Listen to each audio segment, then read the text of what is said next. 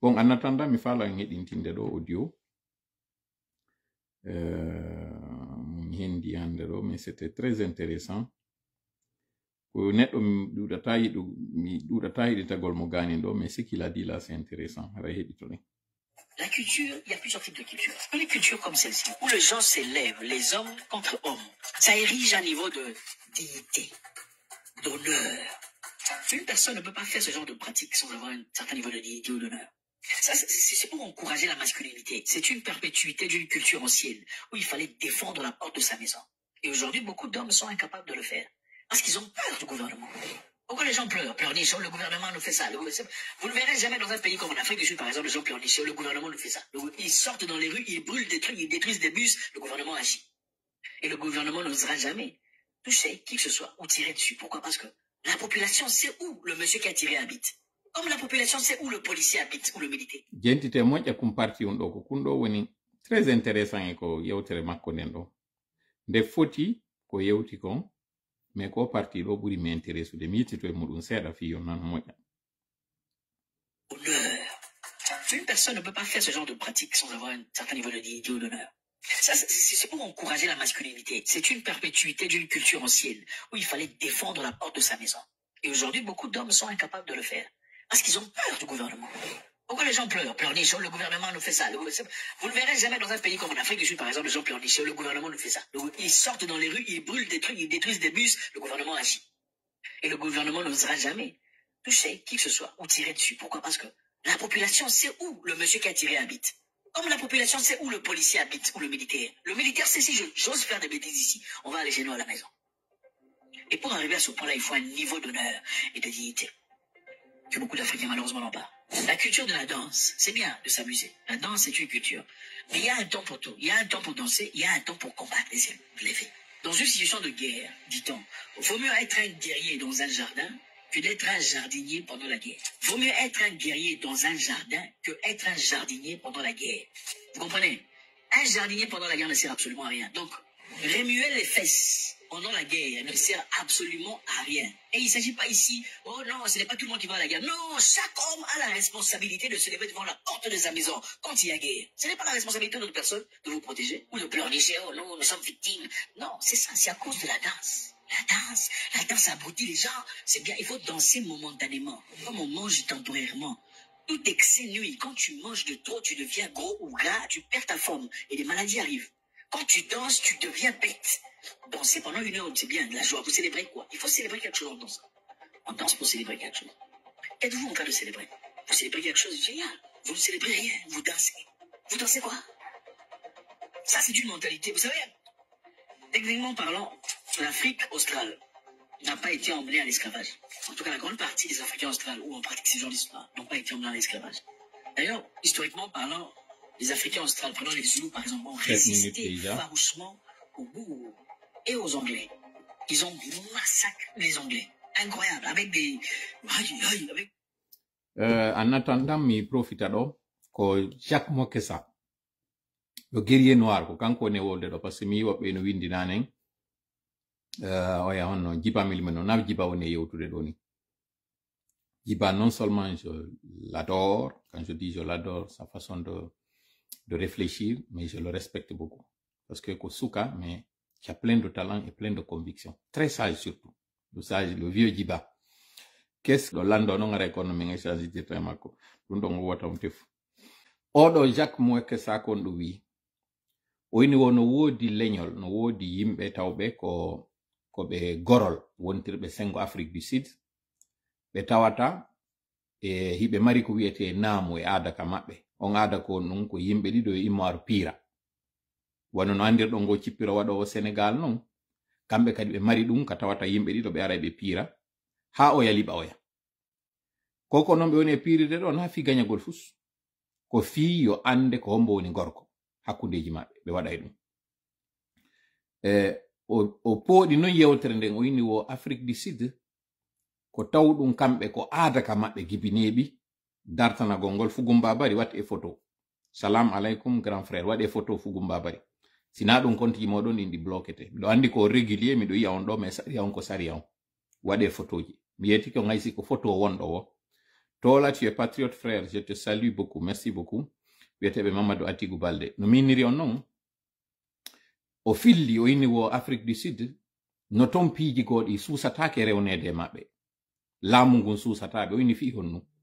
O inni parce que kamɓe ko dartotoɓe. Hiɓe andi ko finuɓe tawi gibi Chaka Zulu en. Mamana Bobozi na Gomane. Bayete. Men sikki on dari on film. Chaka Zulu. Chaka ino wawa se wiɗo joni Alpha Yaya Diallo. Maɗum Samori Touré. Maɗum wi'en Boakar Biro. Ko non kamɓe ɓe ono. Ko dartinoɓe porton. Kamɓe non hari na wonde maɓe jogi pinkaje. Ko chonkenje ɓe jogino e kafaje. E laɗɗe. Kono ko ɗum ɗo ɓe dartorno portojo. Ha tawi si koye porton foluɓe. Koyo waddidirɓe taw hakkundeji maɓɓe. Ɓe heɓa ɗin gereji ɗi ɓe woni e waɗude. Addoy kadi renfort itti Angleterre. Kono non o yewti ko ɓuri mi hittude. O inni wo waɗi si laamu ngon Afrique ɗi Sud susataɓe. Argol de fella yimɓe ɓen. Ko parce que on policier jo wonɗo ka quartier ma nden saare ɗon hino anda ko hombo woni o. No anda on to o woni. So felli kadi no wodi no jokkitire ha ande kon to woni ka makko o yahane.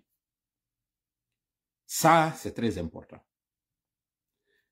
Hande ɗo sa yii ko woni e wadde kon fof no wadde e hoore meɗen. Jariu Diallo wa aleykum salam onon kadi waɗe photo. Kala mo waɗali photo muɗum ka profil e couverture compte ji moɗon ɗin bloquete. No miniri on non mi wowli ɗo yon bloqué. Waɗe photo mo falɗo o. Si ɗon fala ko photo Michael Jackson waɗato. Si ɗon fala wata wattum photo ji CNRD. So waɗi photo ji CNRD kon bloqueteɓe. Kono ko woni o waɗe kullum, waɗe suudu, waɗe otowal, waɗe ko waɗɗo wo. Mais itte photo, itte ko tawata compte ji moɗon ɗin ɗi ala photo. Mi wowla encore mi répéta. Fi kala si mi wowli goɗɗum haɗoyta nyande go si mi aroyi non e waɗoygol ngol golliroygol doole ɗen. Koynoyte a waɗali ko ɗumanni kon aduwano jonnude yimɓe. On a plus de temps. CNRD kañum muutike. Ɓe muutike moƴƴa non ko ɓe woni e wadde ɗo ko. Ɓe muutike e wedditike ɗo ha CNRD muutike moƴƴa non. Donc haray pour finir yewtere makko nde waɗinen ɗon fuɗɗode live on ɗo parce qu'on est déjà à 16 minutes. To mapo mi wanda mi kupa mi waɗa 2 live si fow mi wawali gaynde hande nattira janngo yeso yewtere nde. Mais c'est important introduction on ɗo e wawmo famude moƴƴa. No minir non o inni wo kanko Afrique du Sud ton kala waɗɗo goɗɗum woni yara ko gendarme jo woni ko policier jo woni ko militaire jo si ari felli goɗɗo ɓe gera ha ɓe mandito ko mbo woni mo ɓe yano e mo haka makko ɓe régla mo konto anton non ɗe balɗe ɗo en ɗo yewde min ni fewndo ɓe onno wadde o apartheid ɓe heɓayno difficulté moƴƴa parce que ɓe waɗayno réunion ji jemma janngo weeta bimbi yaltuɓe yehi exécuté konko ɓe yewlti ɗon kon ɓe arto e jemma tun ka suudu maɓɓe kiikiiɗe ɗon pikoppu arana ɓe nanga ɓe jiɓi kon no ɗum woni e waɗirde réunion on ko min waɗi mo hankin ko menen tun mais mi yehi min exécuté tun yeetoyama ko kaari yawno saboti oɗo transformateur ko kaari yawoyno sunno e o poste ɗo ko kaari waɗno ɗum ɗo ko kaari bonnoyno otowal kaari ko kaari yawno huɓɓo yiite suudu kaari ɓe ara ɓe nanga ɓe ɓen tigi kon ɗum ɓe waɗi ɓe geri haa ɓe andi ko homɓe woni e gollidude e portoɓe par ce que on tumari ko portoɓe wonnoɓe e soñjude ɓe yaaɓe hendoɓe ɗo ɓe réglira ɓe goto ko non ɓe warri ɓe sattinali goy ɓe waɗi tun stratégie ɓe régli hakkundeɓe maɓɓe kala habbiɗo lan ɗo yo taw mi wona hande kadi neɗɗo marɗo ɓernde wonde duu mi wolni noon ɗo nyande go e live go min ni hande kadi ko bandiru wonɗo yiide yeeso moɗon ɗo min ni on hande kadi mi yennay mi sonkay mi waɗa e piiji ɗin fof mi wolni noon taw innu mi averti sali on o neɗɗo mo on ɗon yiide ɗo na tola mo anduno ɗon on yeggite on ɗon few on ɗon no gasa en ardino e makko ha 2023 o yehi taw wono e nokku goto taw o jaɓe o tola ɗo taw on o yennay no mi wiiri on non o huɗay o dartoto o holla e ɓernde surtout non o darto ɓen tawoɓe ɓen ko wonoɓe arde yewta mo yewtida e maɓɓe doyi kon ɗon version donc mi avisa on déjà wata en haɓ parce que kala nanguɗo innugol aray ɗo nangam mi yewtugol yomi tampiru yomi waɗu yewtere ɗum andide min andirama ɗum min ni on na on tola ɗo wonɗon yiide o yita oɗo ko accituɗo ba on ka fellite ko personnalité go wonɗon yiide ɗo hande kadi donc fi wotan wono dessus wotan bonnu kure mon e kaaje parce que on yewtalan ha ɗum influence ammi on chantage émotionnel ano ɗa andi ko a julɗo ko anini ya e fof koye julɓe ene wonɓe ɗo ɓen fof kono ɗon andi ko wiɓe kadi julɓe woni e wadde ko lagine ɗo en tout cas ɗo ɓe déclarade hoore maɓɓe comme heferɓe ko ɓe woni e warde ɓiɓɓe yimɓe ko ɓe woni e arde sunna doola waɗa ko ne wadde ɗo kon fof jon noon enen ɗe wi e wona yimɓe kono ko kulle wonɗen gerdude finalement ɗen kulle ɗon en wontata kullewa majje en iway kadi ko wonɗe yimɓe kon wonten pide ɓe hukka en ka leydi ɓe sura goto goto jon noon konno waɗete koye jooɗo ɗon habboɗen goto kala régliré ɗo ñande o inni ɓe hawri e ɗiɗo ɓe hawri e tato mi yetino e ñande goɗo doomi ko halduno ñaariru laatino ñande wo ndu ara ndu ñaama ñande wo ndu ara ndu ñaama dowru woturu ɗiɗi tati ndu waɗira ɗum ɗi doomi jooɗi miijiti ha kono ɗi warata fiyo ɗi daɗu wonduno ɗon tawi ndu mari hakkilandu inni ko waɗeten ndu ñaariru ndu ñentanto e woni ɓay noon ndu ñentanto e woni ndaaren taleru wengen e mayru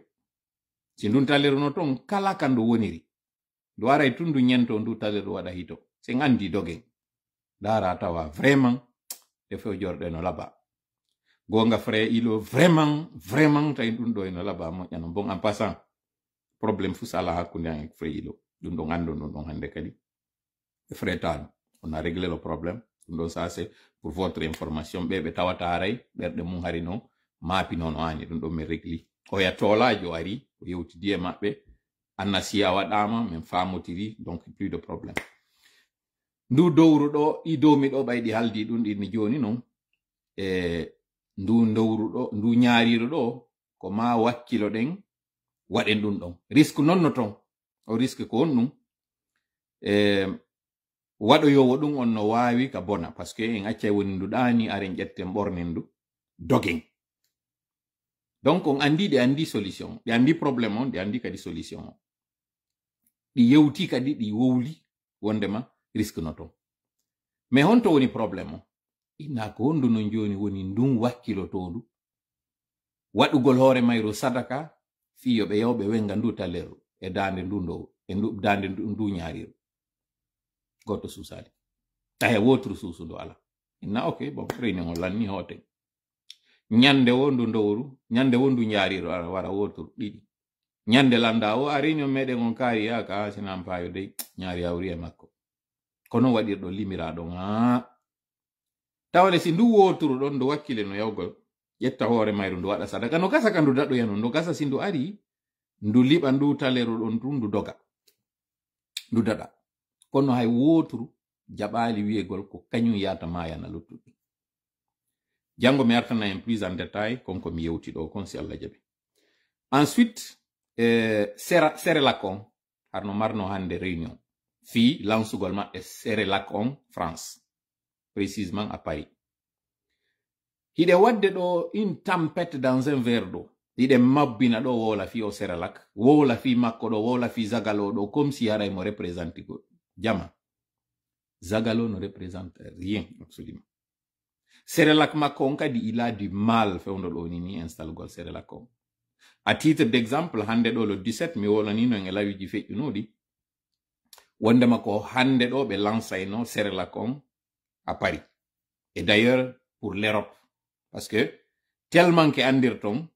ko Sonko wi tun Serelak o wondi koko wonɗo yiide ɓe maabo ɗo fo koko yiɗo ɓe wadde ɗo fo ɓe famina wondema ɓe wawi folude UFDG hay installugol bureau on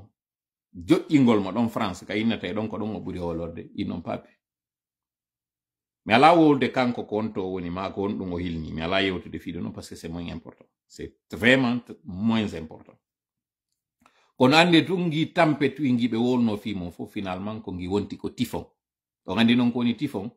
ko tuma inna waabilire jande no arde finalement waɗa nduluru ni tu ndululo ɗon nokku gotu ni ɗano ko ɗum woni ko waɗi la montagne a accouché d'une souris ɓe halduno nun ko e suudu ɓe koye réceptif hôtelier ɓe yayno ɓe fotta ko ɗum wonno ko yewta ya terlen 2 semaines ou peut-être 10 jours ka yewtano wondema ɓe fottayno ɗon ɓe joƴƴina on bureau maɓɓe fi France e fi Europe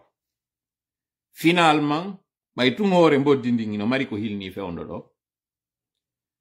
si minni non ɗum ɗon nano sikkirɗon no exagéride ka réseaux sociaux ji ɗo wonde may mo nawdir non c'est pas ça mais no wodi kaw hilni mi ala nadde on détail ɗon kon ɗo woni ko hilni entre autres yiɓe préparude argol makko kanko zagalɗo no cologa kaki lamberi ndin no ndi ardira finalement no minniron non ko e suudu goɗɗo e maɓɓe ɓe yawnoɓe foti nayi ka suudu makko goy kanko kam makko ɓe wawali yaade ka makko ton ko ka goɗɗo e maɓɓe ɓe yehi ɓe foti ɓe waɗi ce qu'on appelle une réunion technique sinamano réunion technique ko fi yewtugol ngol ko honno rôle ji ɗin partagirte bon an a wona e communication an a wona e chargé de ça an a wona e chargé de ça an a wona e trésorier an a wona e ɗum ɗo e ɗum ɗo pourquoi parce que yimɓe ɓen ala jaɓude notagol wano hande ɗo par exemple il y avait beaucoup d'absents yimɓe notanoki hande réunion pour vous dire combien de fois ensuite yimɓe ɓen no huli jaɓugol rôle ji ɗin ko bugodirgol bon a wonan en ɗum ɗo a wonan en ɗum ɗo ko sifa ɗum ɓe woni ton donc wota ɗum ɗo wonu ko battini e UFDG ha ɓe perda fil maɓɓe on jonna ɓe ɗum ɗo gratos o information ɗo gratuit wota en fof kañum kadi nangu ƴettugol jonnen ɗum ɗo valeur koko inte o Serelak ɗo ƴette ɗum ɗo piyo jonno bobo ɓen ɓe ñaama ɗon andi bobo si welama ko ɗum o jonnete na Serelak justement non ɓe organisation non ɓe tañƴini UFDG no wela donc ɓe addu on Serelak ɓe jonna ɓe famude goɗɗo min no inna ɗo nene galle bari reconstituer le bureau bon on ne reconstitue que ce qui était déjà constitué il y a pas de bureau constituer kan le bureau former le bureau oui ko ɗum ɓe arno ɗon fimu donc ɓe wawi goy ɓe waɗi ɓe réparti 6 rôles ji difficilement avec les absences avec les difficultés e konko minni on ɗon ko ɓeynuno fottugol e hôtel finalement innama ina e hôtel ka makko kadi o suusali yahe fotte ton ko goɗɗo e maɓɓe ya fotta mais ala jonude inde makko parce que si je donne ils sauront peut-être que hande hari élément jo amen ino tawano ton réunion maɓɓe ton je le dis ça comme ça crash parce que mi yetike on miɗo wawi arde jooɗo ɗo manto o gandi modestie no inna e goɗɗo wonu modeste ko ɗum woni o goɗɗo wonu hara o mawninti hara o tawnata mbalbe makko manto hare goɗɗo wonali mantiɗo kono en ce qui concerne les informations mi mantoto few parce que ça fait partie aussi de la stratégie de communication maƴƴingol adversaire jo ma maƴƴira concurrent jo ma andinamo que tu es plus informé que makko ɗo ni no mi wiri noon doute kadi créoto kadi hakkundeji maɓɓe to parce qu'ils vont se dire kono tawiri ara to la wawi humpitade ɗum ɗo e ɗum ɗo e ɗum ɗo fu ɗum ɗon taw tefu kono habbe o wiwe bon si wi ɗon ɓe ka Sékou Touré isɓe ɓen hiɓe haldi ɓe waɗa e janngo sadaka ɗum ɗo noon kaka ɓeygure an yalte si minni ka ɓeygure an hajja André ko tante an yetike on ɗum ɗo mi suuɗorali kañum kadi André Touré ko tante an direct woni hajja André Touré yo Allah duuɓimɓe duuɓi ɗin e nder cellal très bonne femme très brave très sage malgré ko na wolede ko fo e hoore maɓɓe wondema kamɓe woni conseil de Doumbouya ɗum ɗo c'est faux ɗum ɗo miɗo wawi o yiyatade c'est archi faux ɓe yewti noon Doumbouya no ɓe yewtirayno noon moodi maɓɓe wiwgol lanɗo ko accata ko luttata kon ko konko waɗi ko moƴƴi ça il le dit toujours wondema lanɗo ko on ɗum fillete makko ko waɗi ko moƴƴi kon ko ɗum ɗon luttata kala ko waɗi ko boni kon moƴƴanamo yo luttu ça il le dit toujours ɗo noon ɓe haldi janngo waɗugol sadaka ko ɗon no wowoni on sadaka ko kamɓe tante André wo hoyɗi moodi muɗum hino ari yewti ɓe wondema goɗɗum hino arde laggine ko tawata hiɓe haani waɗugol sadaka fimu est ce que ko manipulation wingi CNRD woni ngi e mum toujours mi anda mais miɗo andi ɗo koyɗi ɗin fijirtake na ya nangu yugol a hoyɗi ko tawata na gonga min non no mi fillorana non koyɗol ngol min nay CNRD no haani haɓɓugol hoore konko tanti André wi hoyɗi ɗon ko tana wonande CNRD ko tana wonande kamɓe Sékou Touré ɓe ɓen anditen non en 2021 fin 2021 Lion kako début 2022 Lion Bangoura wiwno hoyɗi Allah hinno lansana konte no iwi ka maayo ka baade ariri tellen bulbine wo ƴetti laamu ngun jonni mo kanko Mamadi on tuma non hari divorce on gaynali wadde taw hakkunde amen e Mamadou kono min non tuma voilà ko dum ko 2021 parce que divorce on ko fin 2021 wadi ko don tuma min no Lion wattu ila ngol koydol ma don si woni ko gonga hoydu no tigi lansana konte no ara jonna goddo Mamadi Doumbouya min mi sikkano mojjani mo parce que ko on woni firo yugol maydo sa yi maydo mi anda comme no tan hebuden do finalement mi areta o live do a 45 mi fuddo yo goddo go sa yi maydo e der koydol ya fodon non ko mo ne wade donc ko préliminaire jidi on est déjà 1429 400 1400 sa kite mojje yewterne c'est important comme fala yo humpito do comme fi ko hondum senerde woni wadude e ko hondum kadi hanude wadde parce que na en jodo do tun e weddita gol maydo sa yi mo e der koydol principe ara non taw ko buri ko maydo si ari e der koydol ma o du tawolde fionu parce que o susata wolgol ko tawata ina gonga e moy sare gonga ko wowli wo ko buri ko ngare ko gonga dum ko règle numéro 1 on taw fi affaire koydi din hoydugol maydo règle numéro 2 alhaali no yirda mo wo kanko maydo ko buri ko bay ko sare gonga woni haray ko non o woni sa yi moy mo bitti andu mo bitti ka woni ton sa yi moy mo henti sa yi moy mo jalde andu ka won ton haray mo henti haray mo jalde haray o bittaki ça aussi ko règle gono anditen non ko yidi din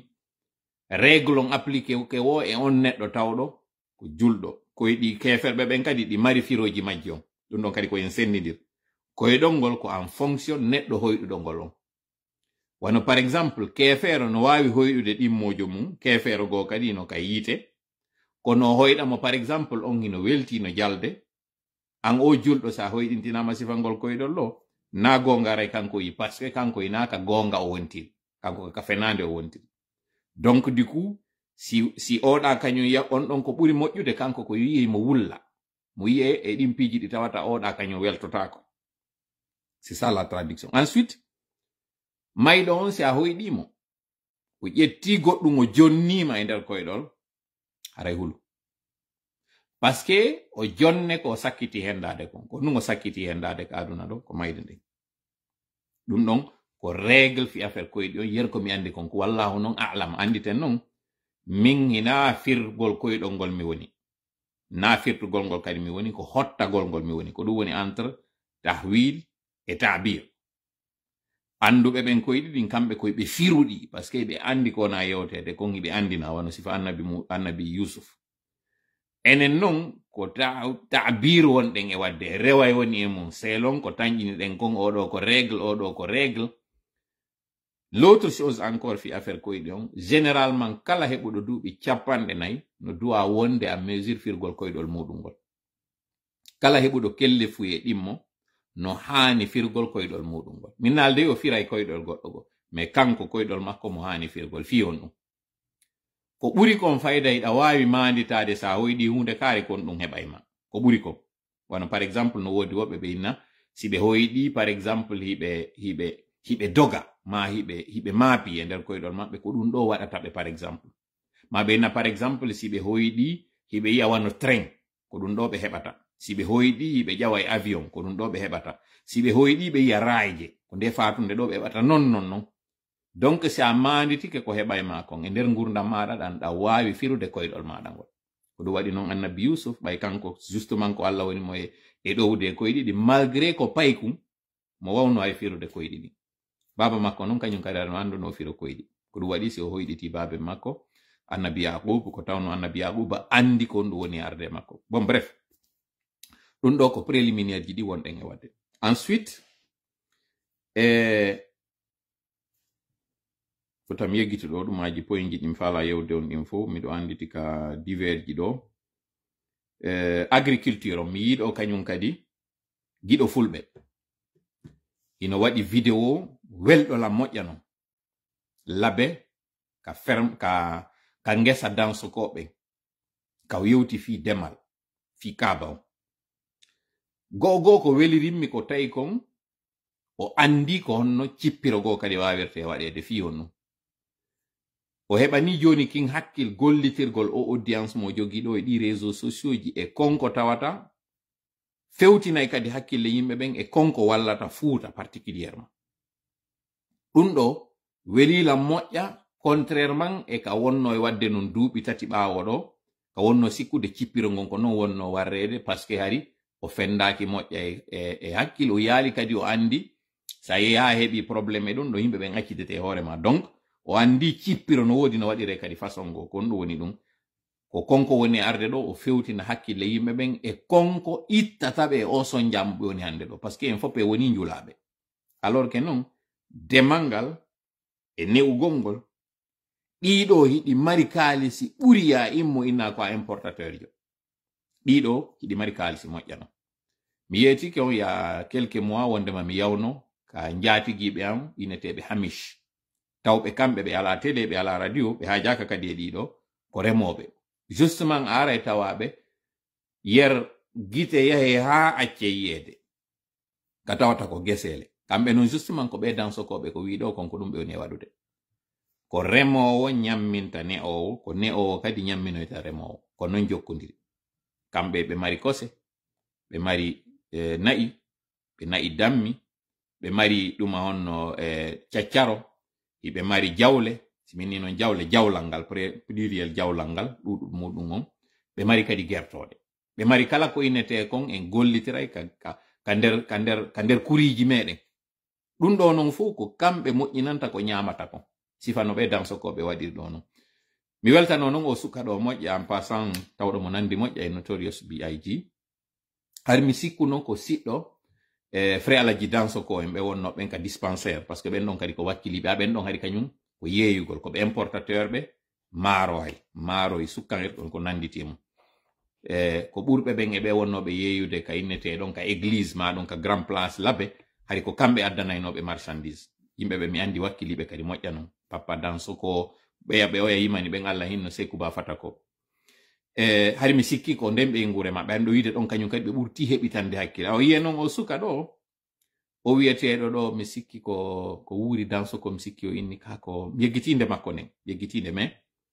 si tawi o heɓali fus ko laƴinimo e nder ɗe golle ɗo woni ɗo voilà un futur millionnaire en Guinée koko mi andi non domaine mum mi woni e yewtude ɗo fi muɗum Pastel Thiep merci beaucoup a nentinilan il est déjà 36 minutes merci beaucoup et mi fala kadi en humpodira mi yi a windi que tu n'as pas Telegram mais mi fala ya télécharge Telegram qui est waw humpodirde ça me fait vraiment plaisir et c'est urgent fala e humpodir fewno mi wonno wadde camion hari miɗo ittayno nun kaaba zere kore ɓeyna semoule de maïs taw ɗum ko forodu normalement ko addana ɗum fi réfugié ɓen ɗum ɗo ko andi ngongol wondema kaaba on na kadi ko gollitirte fi newugol kulle ɗen tum newugol jawle ɗen tum ma ɗum innugol ngol koko jonne na'i fi koɗi wawi non no gollitire kadi paapu no waɗe paapu no waɗe ñiiri no waɗe maafe fop kaaba no wawi wadde justement ñande go mi arno ha ka douane min tawi mi anda ko forodu mi sarrama zere kore yo mi naɓu ko labe wonno yaade justement e ferme ji ɗi labe ton on tuma kadi ari ferme ji no sengo safatuga mi ari ha mi hewti ka douane ɗon ɓe naadimmi o ton ko locataire non hari ɓe naadimmi ka nder douane ɗon mi anda si tawi capitaine Silla ka ko commandant Silla hari no ɗon inetenoɗo Silla hulanoɗon no moƴƴa e douane on ko Allah waɗata ko mi ari ha mi naati nder ɗon kom paykum j'avais moins de 25 ans fewno mi wonno dogginde oto très jeune mi anda ko woni bone goɗɗum miɗo rondi ko tawi ɗum ɗon no wayno luttinde oto wala ngal ma ɗum min ittine million ji mi ari mi waɗi arriére nder ɗon mi naati moƴƴa kono Allah ko watta kon kanko on wiyeteɗo commandant Silla kako colonel Silla mo mari ɓiɗɗo wiyeteɗo Alaji apparemment min e makko meɗen nandi ɓay min addi otowa ngal mi waɗi arriére ɗon ko paykum weli ƴiƴam mi ari mi naati ɗon on tun o yimmi minen moyna ɗon goɗɗo ndaari o nandanama e Alaji min kadi ko Alaji ɓe noddatanmi ka nder ɓe ngure mais on ɗon apparemment ko Alajijo go miɗo kirɗinde mi anda ko Silla non on ineteɗo Silla mamo mo fo hulata mi anda par ce que si mi anduno mono gasa mi mugoto no ha o anda miɗo rondi ko woni forodo ɓe fuɗɗi tippinde otowal ngal tun no jaɓuɗi kaydiji ma yoɓu ko duwaɗa yoɓude ko yaa ɓay mi yalti locataire ji on hari mo ka yaasi ɗon tawi mo ngula kanko o inni dongal makko ngal lutti few hari ngal lutti kanko hari ko ɗum ɗon o hoolino nden ñande oto on kadi min mi anda bone ko monno ko mum ko ɓay min fokkitoyi o innoyi miɗa andi ko Silla mamu yiwɗa ɗo mi anda si mo daari o live an o andi tawi on jour mi daro waɗo mi fuɗɗano en non live mo tawata mi faala yon heɗito mo moƴƴa mi précise ana en ɗo non wondema c'est vrai CNRD no mad difficulté ji ko ni mi faala en yaltintinde ɗo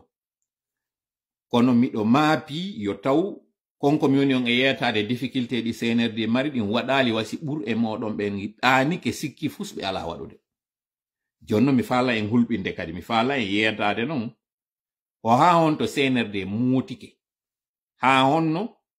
honto en jooɗike ɗo e beldila biɗen fijude entre autres o annonce wiyaɗo ɗo wondema Mamadi Doumbouya hino arde France honɗum kadi non waɗi ɗum taw waɗen ɗo non en clin d'œil aux journées de mobilisation mo winɗen ɗo fiwon ɗum ils ont tout fait yo taw France 24 et TV5 waɗangi manipulation wiɗo faamon noon fiyon ɗum mi huɗi ɓeɓe mi huɗi ɗo ɗiɗo mi yewta en noon kañum kadi ko honno tawiri est ce que huɗugol ngol siko min fuɗɗi huɗude hara miɗo artude meɗen si Allah jaɓi préparez-vous la même page et la même hande ɗo ko marɗen ko yewteten fi mum ko toɓɓe yiɗe kunto e toɓɓere meɗen araner ɗen en yewta e fi konko tawata on fof o yiiɗe balɗe ɗo gibi hankin nduɓata koru ndu tawata en yino taw balɗe feƴƴuɗe ɗo ka Eli Kamano en wi'i wondema Emmanuel Macron wi'i ka laggine on hino seedi e coup d'état ji luttuɗi wondema mo weldi e kanko Mamadi Doumbouya Mamadi koni e wadde kon hara ino seedi e luttuɓe mo gollude moƴƴa kanko e Kagame finalement o live mo wannuɗen ka feƴƴiɗo andinɗen ina gonga non on entrevue mo ɓe wi RFI waɗanimo o waɗali on entrevue d'ailleurs mi ɗuɗali yiwde entrevue ji ɗi tawata ko RFI wondi e waɗande président jo français jo mi ɗuɗali yide hay sino woodi mi ɗuɗali yide c'est généralement ko TV5 waɗantaɓe ma LCI ma ɗum nandude ɗin ɗon ɓurata waɗude donc ɗum ɗon andinde wondema ko tappale wonano yewtere ɗon patatra iɗen andi ko duwanoɗo arde non kadi jeux olympique ji ɗin ka tawata ko goɗɗo o neli ko ɗum woni kañum bawri joni noon jeux olympique ji ɗi lanni kono yi on ɓata yaltundu inni mo hani argol France landiɗen non on ɗum ene Emmanuel Macron e hore ko woni wiide kon fop wondema o tawta ɗi coup d'état ji e hore ko woni wiide kon fop ɓe waɗuɓe ɗi coup d'état ji ɗo ko ɗum woni militaire ɓe ɓen ka Sahel koyeɓe darte fiyo ɓe artu e raison kono tawirta noon kanko o wawa wernude o sorijo ɗo tawɗo non seulement ko kanko ati wadde coup d'état laggini e hore on président jo tawɗo ko wuruɗo mais hore ɗum ɗon kañum kadi ko ɓuri kanude kon o wari soriɓe fiyo ƴettu laamu ngungo o ciwɗiɗo o waro joni noon wonɓe ɓen Afrique fewnɗo ni coup d'état ji ɗin jowi kako ɗi jeego Mali Burkina Niger Gabon kañum e Soudan e o mo laggine on ɗiɗo jeego ɗi tawata ɗin aray ko ɗin ɗon mi ɓuri humpitade ɗo fi muɗum kono tawiri ɓe ya luttuɓen fof ɓe ittali wonkiji ɓe aru ɓe waɗi coup d'état ji ɗin coup d'état ji ɗi tawata ɓe yinnuwo ko fi dartanagol leydi ndin e yimɓe ɓen kono tawirta France dartoto ɓeɗo haɓa ɓeɗo mais wawa wernude o tawɗon ɗo kanko ko président jo mo tawata ko élection waɗi présidentielle mo tawata justice meɗen on validi ɗin on résultat yaltuɗo ɗon e hoore ɗum ɗon kañum kadi o wari soriɓe kadi imoɓe maɓɓe France no wawi wadde ɗum si France waɗi ɗum ɗon hande kadi haray enen ko honno wawirten firrude ɗum ɗon ko ɗum woni haray ko jabotoɗen ɗo si Allah jaɓi toɓɓere ɗimmere nden en yiltetoto lagine yewten fi alhaali lagine on sengo ka bange ngaluji sengo ka bange jawle sengo ka bange hettagol leydi ndin yewten fi coɓɓi ɗiɗi yewten fi lare ɗiɗi yewten fi bange ɗiɗi e nder ɗum ɗon kaka sengo yiite ko ɗum woni courant on e ka sengo mahugol konko tawata ko ɗate e cuuɗi e laptaneji e lekkolji ɓeyna ɗum ɗon infrastructure e mana kala ko tawata kon battinayi e bange ka yiyete kon wiyen ko ɗum ɗo hato jina sengo ɗon non si en yurnike moƴƴa en andi tawi fayda hitande ɓawo ɗo nun CNRD waɗuno konko ɓeynuno on tuma mobilisation ɓe réquisitioni banque ji ɗin fof fi ƴettugol jawle ko woni ton kon ñawla état on e mana ɓe ari ɓe ƴetti ɓe kooki konko tawata hina kamɓe jeyi kono ɓay tun sinnama laamu ngun no jeyi ko woni kon fof ɓe ari ɓe ƴetti ndin jawdi ɗon ɓe gollitirandi fi artiroygol ndi après ɓeyni ɗum ɗon réquisition ɗin noon hari ko 500 millions de dollars on noon 500 millions de dollars ɓe wiwno en ko ɓe waɗirayno ɗum ko justement ko fi waɗangol en laawi harana ha ñawloyɗen ka jananiri ka tawata haray to d'intérêt on hino satti wuren ɓayino anda ko kudeta waɗa na wonɗo o nyawlata peyi taw ɗo ino e kudeta ka laamu kiwla ɓeydi ko fiyo ɓe waɗan en ɗate ɓe waɗana en laptaneji ɓe waɗana en kala kon ko tawata ka bange ka haton jina kon e leydi lagine ndi ɗum ko fewndo tawno ko rowani joni noon hande ɗo hewti ko tawayno rowani nun hay kaka wonno arde joni noon konko wiyano arde hewti koye ɗum wonɗen ɗo ni si en ndaari moƴƴa konko ɓe foduno ɗon est ce que ɓe hunni ndin aadi ko ɗum woni ene en yi'i ka tawata golle kese fuɗɗama inna ko ɗi mbuuɗi ɗi men ƴettuno on tuma ko ɗon ɗinata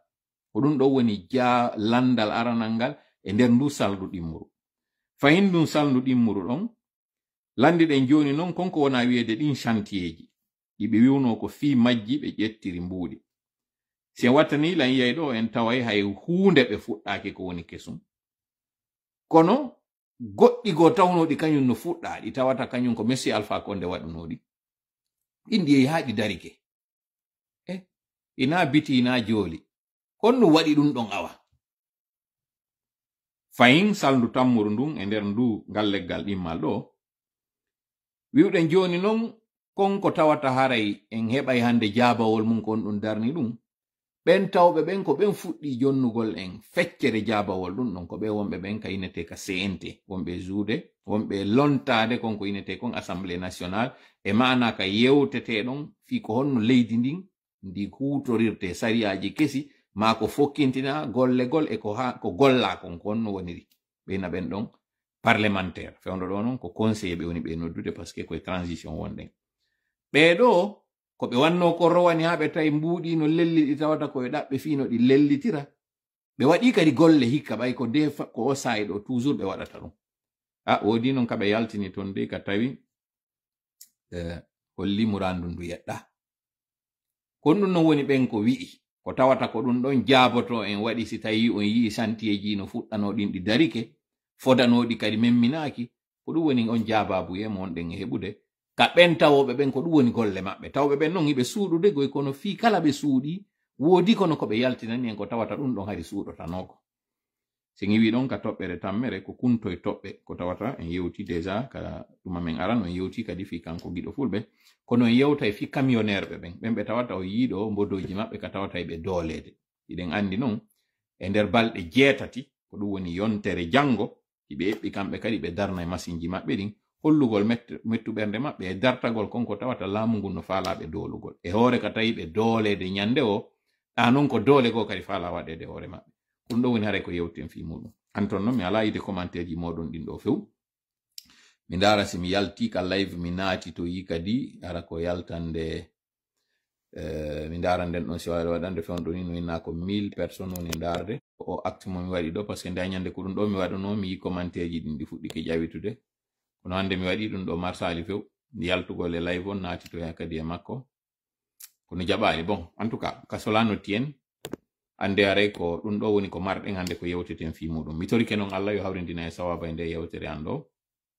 yo wawa hewtindede ɗo no ɓuri e fewirde so hawrindina e sawaba on yo hawrindi on onon kadi e sawaba nanirollan no ɓuri e fewirde nafami mi yewtuɗo nanan onon kadi nafam onon kadi wonɓe e jentitade ɓe si ɗum ɗo no waɗi ara yetten Allah sabu aray kanko waɗi mi hawriti mantu fiyam feƴƴintinum haysi min miɗo hollude wonde mantiji goɗɗi tawata ça fait partie de la communication sonjugol kan wonɓe wonɗen e pirudude muɗum ensuite sina ɗiɗo fo eɗen andi seytane ko bonɗo mo wayarde faljinanmi ɗo ka yewtere ma faljinan onon ka faamu in turki noon Allah yo dandu ɗum ɗo yo raɗoma ka jonde meɗen ɗo woɗɗinamo e meɗen no woɗɗidir hakkude funnangue hirnage amin ya rabbal alamin non seulement mi ala yiide ko jelo woni e darode darike ɗo a 1030 mais en même temps kañum kadi commentaire ji ɗin ɗi ala jawde donc fewndo ni ko mbumam mi woni e waɗude ɗo ni mi ala yiide fus ko navigation à vue mi woni e waɗde mais c'est pas grave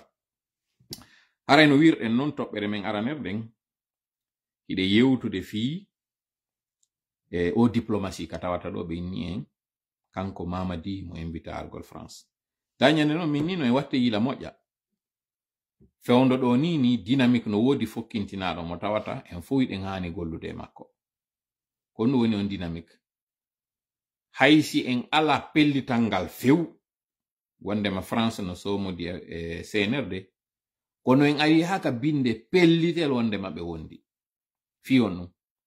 haysi ko fenande ɓe woni e waɗude ɗo ni wondema ɓe ara e woni France si tawi France han joni no deƴƴi en yi kañum kadi dañande médiaji français ji ɗin ko waɗi kon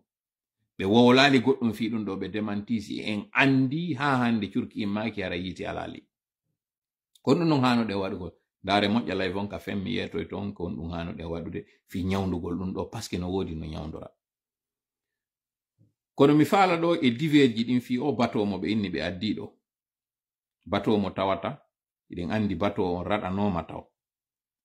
heɗintinde en ɗo kon ɗum wonno ko Mori Sanda wowluno fewndo ɓe yawno ɓe fottoy Saint Petersburg ko innano on tuma sommet Russie Afrique jentitoren. En direct depuis Moscou, Dr Mori Sanda Kouyaté, ministre des Affaires étrangères, de l'intégration africaine et des Guinéens établis à l'étranger. Bonjour, monsieur le ministre. Bonjour. Bien, merci de... Bienvenue sur FIMA. Merci beaucoup de m'avoir invité. Bien, merci à vous également d'avoir accepté notre invitation pour évoquer à notre compagnie la participation de la Guinée au deuxième sommet Russie-Afrique. Première question, Talibi Bari. Monsieur le ministre, qu'est-ce que la Guinée a tiré comme résultat de sa participation au sommet Russie-Afrique qui a pris fin du côté de Moscou? Le premier résultat que la République de Guinée a tiré, c'est son retour sur la scène internationale diplomatique. Je dois souligner que, effectivement, j'ai représenté le chef de l'État qui était invité officiellement. Et la Guinée, en plus de l'invitation lancée au chef de l'État, il y a eu aussi la Douma, le Parlement russe, qui a invité le président du CNT, qui a suivi avec moi, qui a participé avec moi, dignement et efficacement à ce sommet. Donc, la première chose que la Guinée tire, c'est d'abord son positionnement dans le Conseil des Nations. Bien. Ça, c'est un. Deuxièmement, il y a les détails techniques dans lesquels je ne rentrerai pas. Mais la coopération entre la Russie, la Fédération de Russie et la République de Guinée a été redynamisée. Et les détails techniques seront donnés par les ministères techniques quand nous y arriverons, nous retournerons. Mais dans le domaine agricole, dans le domaine de la pêche, vous avez vu ce qui s'est passé ici, la signature avec le CNSP. Dans le domaine des mines, la Russie, et ça c'est important, la Russie accepte d'accompagner, de rentrer dans l'objectif, de viser le même objectif que son Excellence le colonel Mamadi Doumbouya, dans la refondation de l'exploitation des mines en Guinée. Vous savez que... Écoutez très bien cette partie parce que nous voulons vous fournir des explications à ce qui est en train de se passer en Guinée. Pourquoi on dit que les Occidentaux sont en train de soutenir le CNRD et pourquoi le CNRD avait mis sur ce projet Simandou, qui est un projet à la fois anglo-australien, mais aussi chinois depuis un certain temps avec l'arrivée de Bao. Écoutez très bien ce sommet, parce que les géants qui étaient en train de se disputer la Guinée, en fait les mines guinéennes, c'est l'Occident et les pays de l'Est, donc l'Union soviétique et ses alliés, la Chine, l'Inde, en tout cas les pays du BRICS, pour faire plus simple, qui convoitaient la Guinée. Lors de ce sommet, il y a un détail très important que lui, Mori Sanda, est en train de nous donner là. À l'époque, ça ne constituait pas quelque chose d'important. Mais aujourd'hui, c'est extrêmement important de comprendre pourquoi cette agitation, pourquoi cette mollesse de la part de la communauté internationale en ce qui concerne la Guinée. Figurez-vous que un autre président aussi avait surfé sur la même vague. Il s'agit de Sékou Touré, qui était venu à une époque, à un moment où il y avait la tension entre les deux blocs à l'époque, le bloc soviétique et le bloc occidental, représenté à l'époque par l'OTAN. Cette tension avait profité à Sékou Touré, non seulement qui avait pu vendre les mines guinéennes à l'époque à un prix très élevé à l'époque, il s'agit des mines de CBG, Kamsar, Sangaréji, mais cet argent, il avait utilisé à des fins personnelles. Entre autres, achat des armes, il n'a pas donné d'équipement en tant que tel, achat de conscience, mais aussi museler à l'époque tout ce qui était voix dissonante. Pourquoi la communauté internationale ne l'avait pas condamné pour autant? C'est parce que la Guinée était convoitée également, courtisée par la Russie, et que si toutefois ils employaient une méthode forte contre Sékou Touré, il était tenté d'aller vers le bloc soviétique, et c'est justement ce que le CNRD avait fait sous nos yeux ici et notre barbe, sans qu'on puisse savoir forcément ce que le CNRD était en train de faire en allant à ce sommet Russie-Afrique où ils sont revenus bredouilles, ils n'ont pas eu une bonne moisson, contrairement aux pays de l'AES maintenant, mais à l'époque c'était pas encore créé, qui avaient bénéficié de soutien. En tout cas, ils étaient revenus avec des promesses, mais aussi une bonne moisson. Écoutez très bien ces détails qu'il est en train de donner par rapport aux mines. Il dit que la Russie accepte, parce que la Russie, connaissant le jeu que faisait le CNRD, avait préféré se mettre à l'écart. Donc, il emploie le terme, je vais revenir encore là-dessus,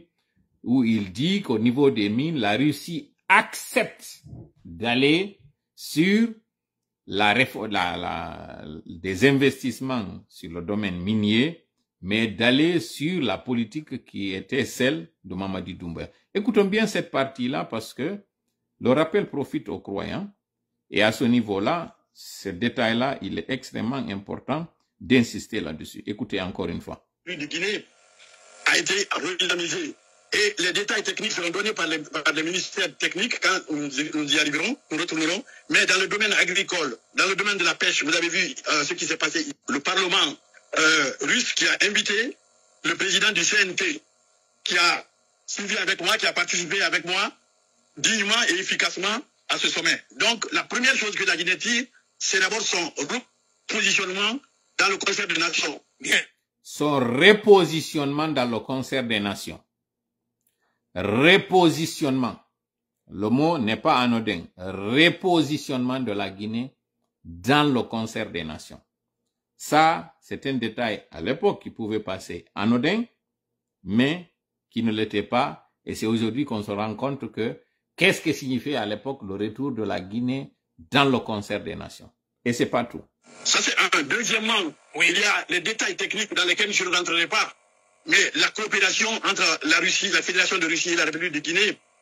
a été redynamisée. Et les détails techniques seront donnés par les ministères techniques quand nous y arriverons, nous retournerons. Mais dans le domaine agricole, dans le domaine de la pêche, vous avez vu ce qui s'est passé ici, la signature avec le CNSP. Dans le domaine des mines, la Russie, et ça c'est important, la Russie accepte d'accompagner, de rentrer dans l'objectif, de viser le même objectif que son Excellence le colonel Mamadi Doumbouya, dans la refondation de l'exploitation des mines en Guinée. Vous savez que la Russie, c'est l'une des plus vieilles relations. J'avais entendu le mot refondation. Le fait d'avoir brandi ce chiffon, d'ailleurs, vous allez entendre à la fin de cette entrevue, vers la fin de l'entrevue, on va poser la question à Maurice Sanda pourquoi Mamadi, contrairement à ses pairs, n'était pas à cet événement. Qu'est-ce qui explique cela? C'est parce que justement, le conseiller politique du CNRD, son lobby, lui avait dit pour que votre dossier puisse être crédible auprès de la France, parce qu'il faut le dire ainsi, c'est pas tous les Occidentaux, il ne faudrait pas aller de plein pied. Il faut envoyer des émissaires pour macter l'acte et justement nous donner la possibilité de justifier pourquoi il ne faut pas du tout sanctionner la Guinée, contrairement aux sanctions à l'époque qui planaient sur la tête du Niger, mais aussi les autres pays qui étaient déjà sanctionnés. Il s'agit du Burkina et du Mali. Vous n'êtes pas sans savoir que, à un moment donné, la CEDEAO avait décidé de sanctionner ces pays-là, des sanctions qui étaient dures, même si par après il y aura des allègements. Mais écoutez cette partie-là. Guinéenne, dans le domaine de la bauxite. Ouais. Et cette bauxite, pendant ces 60 années, avait toujours été exportée, transformée à l'extérieur, et puis la Guinée ne voyait pas passer la valeur ajoutée. Et le colonel Mamadi Doumbouya, le président de la République, a mis un point d'honneur à renverser cette situation et à créer une alumine ici. Donc la Russie est d'accord de s'inscrire dans ce changement, ce qui est extrêmement important. Dans le domaine scientifique aussi, il y a l'augmentation du nombre de bourses pour les étudiants en Russie, dans le domaine de la formation professionnelle, dans le domaine de la santé, dans le domaine de la sécurité et dans le domaine diplomatique. Et je voudrais d'ailleurs dire que le nouvel ambassadeur de la Russie était avec nous et il va bientôt rejoindre la République de Guinée. Donc, voilà, vous avez entendu, c'est en ce qui concerne les étudiants. Pourtant, aujourd'hui, vous avez tous vu dans les réseaux sociaux le calvaire que ces étudiants sont en train de traverser aujourd'hui en Russie. Et d'ailleurs, ce n'est pas le cas russe simplement. Partout où les étudiants se trouvent actuellement dans le monde, les étudiants guinéens sont en train de tirer le diable par la queue. C'est une pénitence qu'ils sont en train de vivre en ce moment. Mais lorsqu'il était en train de faire cette communication-là, il nous avait fait croire que non seulement la situation des Guinéens se trouvant déjà en Russie va s'améliorer, mais qu'il y a eu octroi de nouvelles bourses pour la Russie. Aujourd'hui, nous n'allons pas commenter pourquoi est-ce que certaines promesses ou certains accords, comme notamment celui-là qui avait été signé par Lavrov, monsieur Lavrov, quand il avait fait une escale en Guinée, récemment, il y a juste 2 mois, pourquoi c'est au niveau, sur le plan militaire qu'il y a eu plus d'actes, plus d'accords, entre autres, cette formation de pilotes, mais aussi l'octroi de ces hélicoptères dont l'un est à usage civil, comme avion, comme hélicoptère présidentiel. Nous avions parlé de ça et pas la peine de revenir là-dessus. Continuons maintenant, il y a une partie ici que je voudrais que vous écoutiez en ce qui concerne cette question des rapports entre la Guinée et la Russie. Écoutons. Il y a une vraie passion à tel ou tel par rapport à un autre pays. Notamment à Goïta, et d'autant plus que... Question suivante avec vous, Mamadouri. En parlant du président de la transition, on a vu que vous étiez au premier rang de la représentation du pays. Donc, qu'est-ce qui pourrait justement expliquer l'absence du colonel Mamadi Doumbouya à ce sommet, d'autant plus que les autres chefs d'État étaient là, notamment à Goïta et Ibrahim Traoré. Oui, mais écoutez, voilà, justement, je vais vous rappeler une seule chose. Oui. La Guinée, depuis 1958, est un pays indépendant qui ne calque pas sa participation à tel ou tel par rapport à un autre pays. Nous sommes un pays indépendant, c'est ce qui est difficile à faire passer souvent. On veut, et je vais citer par la Nelson Mandela, qui disait que l'erreur fondamentale que font beaucoup de personnes, c'est de penser que leurs ennemis devraient être nos ennemis. On ne dit pas pourquoi le président n'est pas venu. Le Mali a ses réalités, le Burkina a ses réalités, la Guinée a ses réalités. Les pères fondateurs de la Guinée ont créé un pays indépendant souverain. Oui, les raisons concrètes. Plaisir à beaucoup de personnes. Mais c'est ça qui a fait que nous sommes. Mais les raisons exactes. Monsieur le ministre, est-ce qu'il y a une seule raison qui expliquerait le fait que le colonel Mamadi Doumbouya n'ait pas effectué le déplacement de Moscou? Est-ce que c'était un problème de calendrier ou par convenance personnelle? Les observateurs pensent que parce qu'il est plus proche de la France et pour cette raison, il n'a pas daigné effectuer le déplacement de Saint-Pétersbourg. Qu'est-ce que vous répondez à ces observateurs? La plus grande insulte qu'on pourrait adresser à notre pays, c'est de dire que son président est proche de tel ou de tel. Le président colonel Doumbouya est proche du peuple de Guinée, des Guinéens. Et quand la pose d'une première pierre à Sanangoro ou à Pansiazou coïncide à un sommet international, le président peut aller à Pansiazou au lieu d'aller à un sommet international, parce que pour lui, il faut d'abord se concentrer sur la Guinée. Je l'ai dit officiellement à la tribune. Je l'ai dit aussi face à face au président Poutine. Je lui ai dit, c'est son agenda national. Et Dieu sait qu'il a un agenda national. C'est tout. Il n'y a pas autre chose derrière. Donc c'est son agenda national qui passe avant. Bien sûr, il n'y a pas autre chose derrière. Bien. Et j'ai dit aussi, et ça c'est important, que la Guinée et son président ne peuvent figurer sur aucune liste de ceux à influencer contre ou pour la Russie. Nous ne sommes pas dans cette étoffe-là. Voilà. Très bien. Voilà. Ça, je vais faire cette traduction en pulaar. Ko nan ɗon ɗo kon ko waɗuno ko mois de juillet rowan ɓuri hitande ɓuri lebbi 12. Fewno président africain ɓe ɓen fop oruno ɗo immi yehi Russie jawgol ndara no famotiro e Russie e o somme wiyaɗo Russie Afrique. Ngandi atanoɗo waɗede on siɗan fayi ko Sochi o waɗno ou Saint-Pétersbourg encore, je me rappelle pas exactement, mais au 2019. Mais si Alpha Condé no tawano e ɓen fuɗɗinoɓe on idée mo tawata ɗum ino tawa e ko fuɗɗi jiɓude kon hakkunde makko e français ɓen yo taw ko kanko hikki yeeso e mum ko ɗo noon famoton o jeu mo CNRD woni wadde ɗo ko o jeu ɗo ti kadi utiliser ten contre maɓɓe parce que ko ɗum ɗo ɓe waɗuno ɓe gollitiri riisi toujours riisi ɓen apparemment kamɓe ɓe ƴoƴƴata fi waɗugol occidentaux ɓen memminano lagine comme toujours sauf que kanko non monsieur Alpha Condé o waɗi raali samakala kanko aru tigi tigi o fuɗɗi kadi rebelinde luttuɓen fi yo tawɓe fop ɓe yiltoto ɓaawo France si ɗon anditi ko yewtuno kon ñande o wonno e oya sommet mo tawata Ouattara nder ton o wowli o inni o faut couper le cordon wolgol makko ɗum Ouattara inni ko andingol ma ɗo on ne en direct e micro ma on kad no udditi fof nani ko wowlɗa ko kanko mo andi ko wolno nde ñande ɗon kon ɗum film mo andi ka jarnayi sama yimɓe ɓen jalnogoy Alpha Condé ɓayɗen andi ko gobbi o ari o inni o teyi pas ko wolɗon kon mo andi o epi o répéti kadi ko wowli kon kadi bis répétita yibi nde ñande hotoɓe ndesidi men jabotoma men huwete goɗɗum ɗo kon ɗum woni important ko mi faala en faamu parce que mi wowlino nanen e français fewndo ɓe yehi ton Mamadi kañum yahano o immin yawoɓe représentant mo Goïta yehi Ibrahim Traoré yehi Tiani on kala immino yehi on tuma ɗum ɗon hewta yewten fi muɗum malgré ko tawata ari ko autorité ji kesi immi wonno sengo Niger kono ɓe yawno lagine noon waɗi fella darto ɓe waɗoy kamɓe communiqué feerejo fewndo inna ko sanctionnugol Niger ɓe tawaka e muɗum kamɓe ɓe woli ko ɓe wolta kon par ce que ari ɓe udditude dambugal maɓɓe e yawitino on tuma piiji tati ɗi kanko Mori Sanda woluno e nder on entrevue mo waɗanno Mirador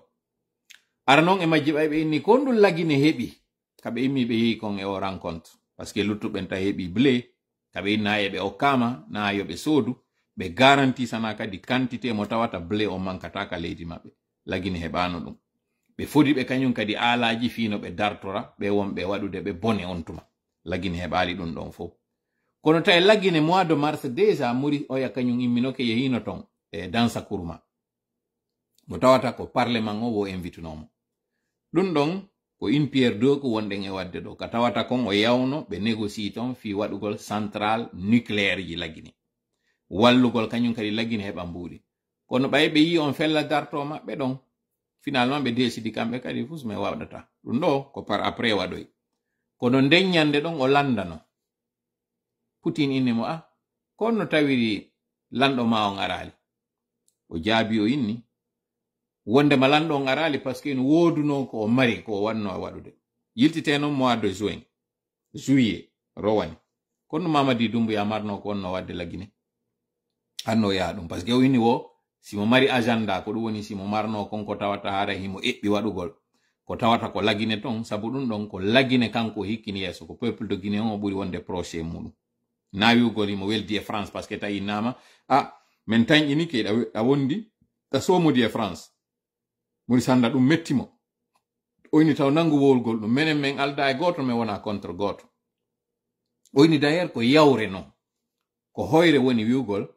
leydi tawni ndi heɓino indépendance jibi 1958 ko mandi ndi ɗowta leydi go woni ko ɗowtugol kamɓe pays waɗuɓe coup d'état ji ɗin ma woni dartagol kañum France ɓeni hay fuse mum o waɗata kono ɓay o landama ko on ɗum non joni awa après ɗum ɗon ko tawata konko artugol lagine repositionnement lagine mo inni on wondema lagine ari positionni ke artiti ko Alpha Condé wiyayno kon Guinea is back kamɓe wo ko ɗum ɗon non tigi ɓe waɗi ko ɗum non woni ɗum firi fewndo Sékou Touré ko sifa ko fewndino ɗo kon kadi woduno on tuma ɗo non live on ɗo mi wedditike makko déjà 42 minutes ko waɗuno a minnade live on ɗo ɗum ɗo joni o yinami waɗi ɗum ɗo ɗum on yaltidi hollilan ɗon ko ne a 1135 wonɓe e ndarude kono commentaire ji ɗin ala ƴawde par ce que ɗo joni hari ɓe ari ɗuman dogon jonki ƴawne ɓerkoy koy moƴƴa fiwota ɓe kupani ɗuma hiɗen etade ha kono ɓeɗo ko gerɗe wo ko gerɗen ko ma gerɗen e maɓɓe ko ɗum si ko wakkili ɗon wo yanangol ɗi page ji maɓɓe ɗanni noon ɗi surtout page ji maɓɓe certifié ji ɗin haray ɗon fanɗini bon kasolanoti en ɓayi ɗen acca ɗo tawi ɗe yewtude a 1135 ino dari ɗon mi anda ko ɗum woni darde lan ɗo e sino ɓuri ɗum ɗon kono ko 1135 ko mi wata kadi yide commentaire ji muɗum ɗin ce qui est dommage ko ɗum waɗuno fewndo Sékou Touré si ɗon anditi ɗe marno min innetenoɗo CBG compagnie des bauxites de Guinée ben don ko américain be ben non hari no way wase wiido ni riotinto ka wiado ko français be anglais be nandube mabbe on tuma kadi hari ko CBG wonno ben américain be tawnobe hibe dabbirano on tuma wa juldandu mi anda son dari géographiquement hakkunde lagine e New York par exemple et hakkunde lagine e Russie entre Russie et États-Unis en termes yu gongol capital ji dindi e entre lagine positionnement mo lagine woni on don e par rapport Cuba de ngandi kibembe ben kanyum kadi no gollidude e Russie ben hari fi si tayi be wawa e wadude don base mo tawata si be ferike goddum no wawi to de États-Unis jonnon position mo lagine woni si tawno américain be ben be wedditino e lagine ha lagine famotire Russie ben si addino jo'inino base don on base don non seulement tawarayno be perdi ben jawle de tawayno ko den don gollirte ka industrie ji mabbe c'était une question d'argent mais en même temps aussi stratégiquement ka sengo ka bange yora pade si Russie wawno jodade don harayno moƴƴanaɓe kamɓe donc on no ɓe waɗi ɓe ari ɓe mowlimo kanko secture ko ɗum wayi si secture no tawa ɓen atiɓe natugol ka maison blanche secture yi konko faminayno ko fof o yiɗa occidental ɓen cigarette ji makko ɗin noon hari ko cigarette ji occidental ɓe otoal makko décapotewal ngal ari ko marque américaine kañum kadi oju e non kala ka o faminayno ɗon kon marque je kañum kadi wonno ɗellagine ɗiɗo fof ari ko marque ji occidental même si mo marno ari zilje mo marno zipje mo marno kala ko inite kañum kadi ko ɗima kanko hari mo gollidude e fof ka kala e mo profitude aw ko ɗo noon kadi senerde woni wadde kono mi onen e yaltinande ɗum ɗo ko en andu senerde kon ɗum woni gollitirde fii koko ɓe woni e waɗude ɗo hande ɓe heɓa ɗi soutien-ji ɗo ɓe gollitira ɓe ñoƴƴa France fiyo France waɗu ko ɓe faala ko enen kadi kono no wawirte ñoƴƴiroyde France no miniri noon ndaare layvon ha kalannode makko mi ñogga ɗo yewtere nden ko ɗum waɗi simi fuɗɗani ɗo ko parce que on tuma fewndo waɗayno entrevue e watano yiide ɗi fof anden ko on ɗum wonno on kuumo yawno waɗi parce que sabu ko ɓe yawnoɓe tawa on some France ndaari inni simi wallitaki ɓeɗo ɓe yehi ɓe tawtoyi ɗi gentiji tati ɗo tawɗi ɗin goto e majji ala port si lagine woni nder nokkure ka tawata ñameteji maɓɓe naatiray haray menen bonanime haray hande kadi heddorike men Benin heddorike men Ghana fi ndarugo si mi wawa e sanctionnude ɓe e Sénégal puisque non Sénégal ɓe reni ko wiyeteɗo Sonko tañƴina argol ɗon tawi koye ɓe concentre moƴƴa e kala Guinéen ko ɗum onen e jonnirde ɗum ɗo ko fi wiwgol on wi France no sowmodi e maɓɓe France no wallitude ɓe kono France ko woni ɓe wallitorde ko parce que ɓe yaala e goto dartiɗo ɓe si tawno enen kadi e waɗu no sifa ko tawno parce que andi ten France faala no gollitirde CDA on fi sanctionnugol nun immina militaire ɓe non Niger kono sabu ko population on wi kon on suusata wadde ɗum o waɗata finalement ɓe ya mission on tawi fof mobilisanoma ɓe tawi finalement ko ma mission on annulé parce que kamɓe population ɓe darti enen ɗo noon hiɗen jooɗi e fijugol mi nata ɗo noon e posum ko ɗum woni kom posum mi neeɓi on yettagol minni ko ma hollen communauté international on dumbuya ala giɓɓe dumbuya yiɗaka ɗi radio ji ɗi ɗanniniraka mere justement mi heɗintinayi on ɗo ngal landal ngal ɓe landino fayin toujours au média ɗo yen artu noon e jabagol ɗum ɗa si mi wawa landitade to mapo si mi wawa landitade sujet ji ɗin fof mi nattiro e ɗi a janngo parce que je vais à exactement 1 heure darnugol live on donc on a 13 minutes en tout et pour tout donc si haaɗi au premier point ɗo mi faala oɗo yo laaɓu moƴƴa e nattira e janngo yewtere nden si Allah jaɓi koko wonɗen e yiide ɗo ni ɗe wedditi e waɗugol mobilisation e ɗi médiaji ɗo ko ɗannina ko fiwota communauté international on andu ha hon toye ɓe aña même si communauté international on no andi ten wodu no piiji tati kamenen ka frappe ko men landino France yo waɗa par le canal enen kadi ɗen mari lobby ɗin tati sakkitiɗo e majji on neɓali ɗo ko waɗi ambassadeur jo wonnoɗo on Konaki wonnoɗo e wallitade jeune ton fiyo yew jonnon o arɗo ɗo no jonna consigne ji kesi ɗi tawata e wiyay ko e faveur population on ɗi woni senerde noon ka andugol maɓɓe o arɗo keso ɗo taw o tawtali ɓe manipulgol noon conscience ji ɗin kono ɓe waɗi ɓe hendi France 24 ɗo e TV5 ɓe hibbani ɓe jawle ɗuɗuɗe data me wata malheureusement prouvude parce que on n'en a pas mais on fop o yi ko ɓuuti holli ko muusi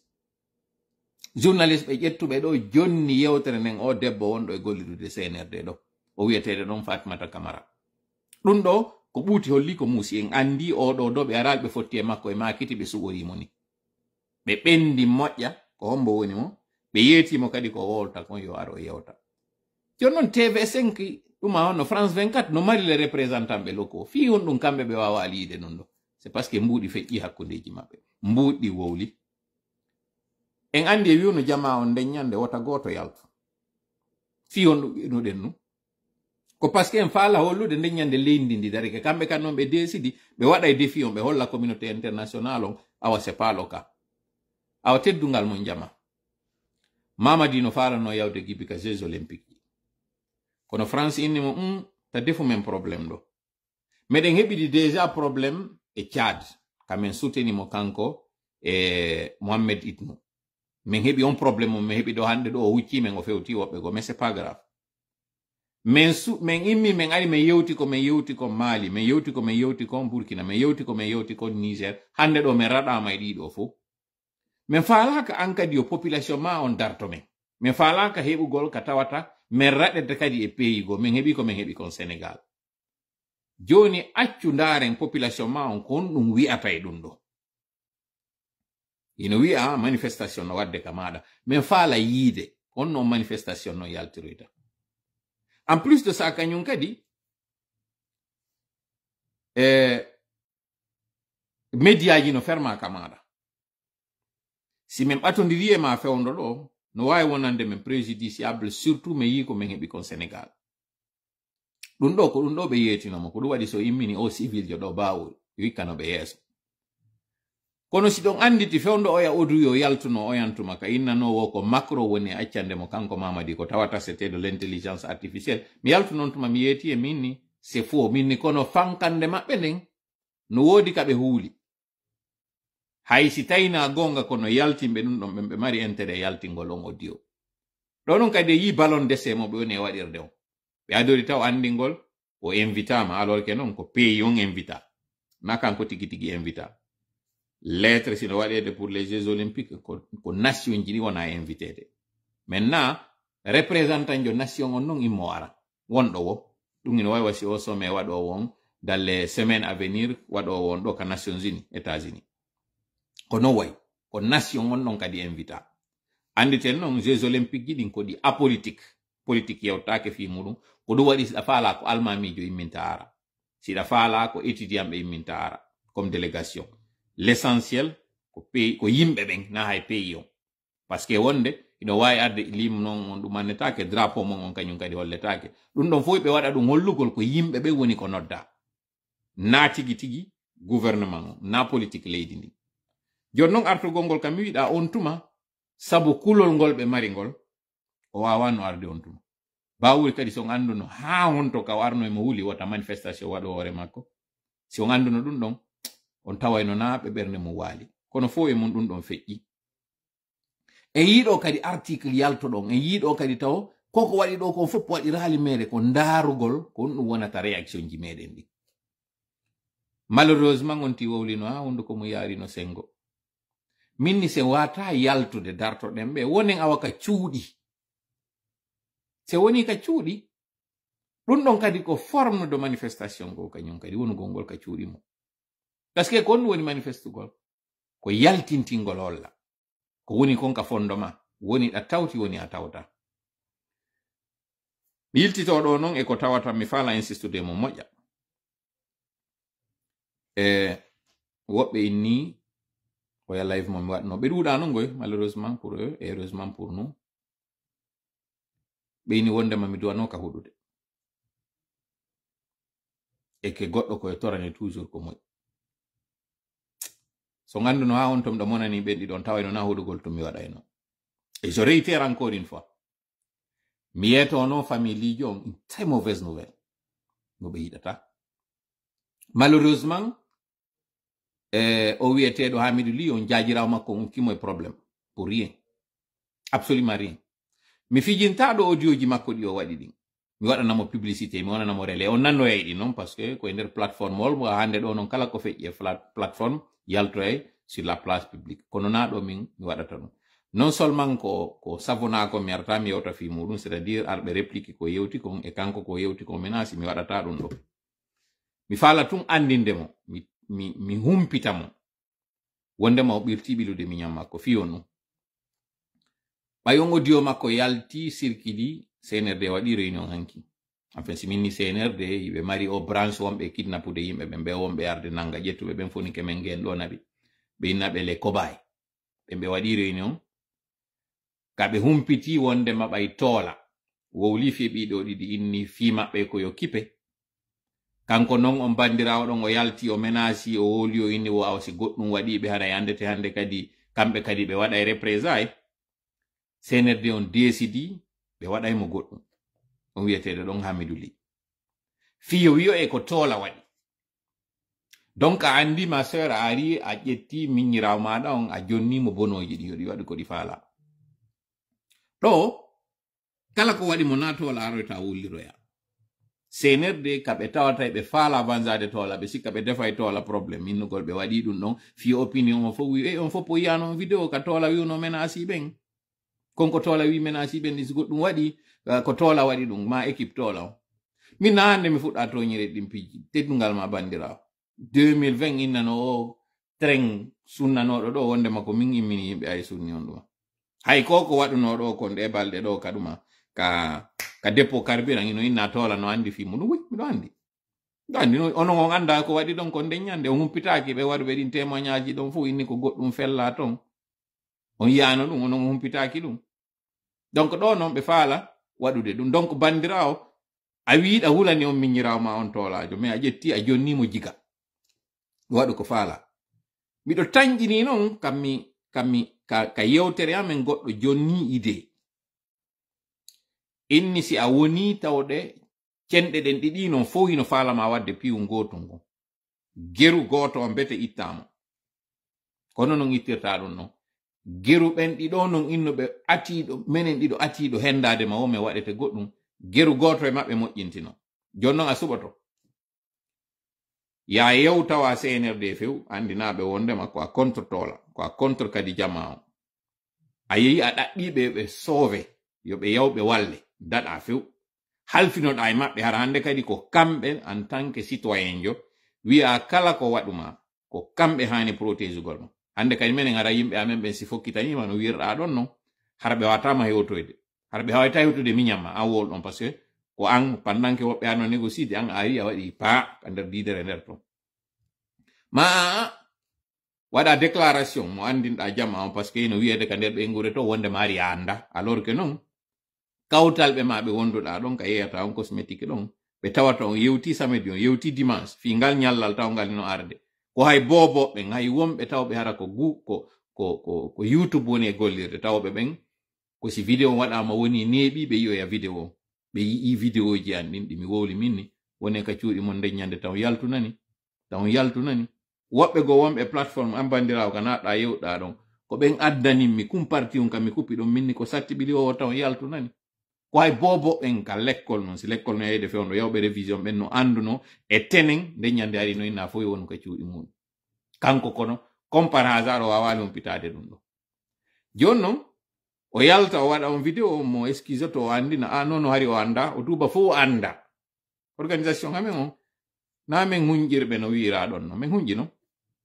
min hunƴi par ce que mi yetike ma hande kadi e fof kadi c'est valable mum on fof mi yetike on mi ala hande kadi yurmede mi ala nden ɓernde wiwgol mi yurminay goɗɗum hande kadi min tigi taw yurminan par ce que ko on yurmeteɗo yurminte ko minen to yurminan wota wiyange situation difficile nango wiwgol woyi ndaari ko heɓimo ɗo ni ndaari ɗum ɗo ndaari o horike ndaari o ɓiɗike ndaari o waɗi ɗum ɗo nde wayɗo yiidem ɗo jooɗo ɗo wulla yeeso mum ɗum ɗo mi yetike on ɗon en ardino e makko ha 2023 on wiyeteɗo toola ɗon o yehino hande kadi criminel jon won ɗon e yiide taw ɗon o hésitata fus par ce que ɗi capaali ɗo ɗi dakkali ɗi wonduɗen ɗo e muɗum hande kadi ko coup pour coup watari gerdude si tawi noon an han joni ɗa mari nden ɓernde wiwgol an hiɗa muññade ɗa wadde ni e ni mi annitina en noon bani israila hay sen anda annabaɓen ko jelo woni huɗali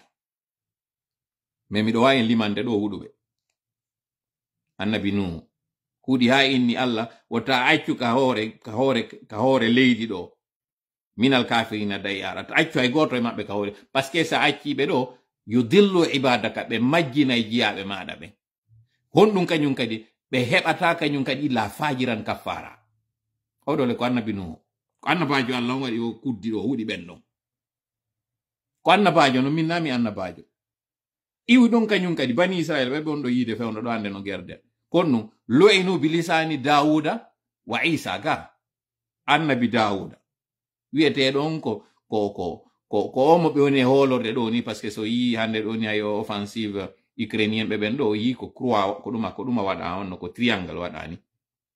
o triangle mo ɓe waɗi ɗon ɓe anda ɓen ko triangle de David ko ɗon o wiyete c'est dire kala ko wiyete affaire laamon ko yetton ɗo no wole fi illuminati ɓe waɗani ɗumaji ɓe yaltina o triangle maɓɓe ɓe andi ko organisation on non organisation tigi tigi ko yetton ɗo ɓe inna o l'étoile de David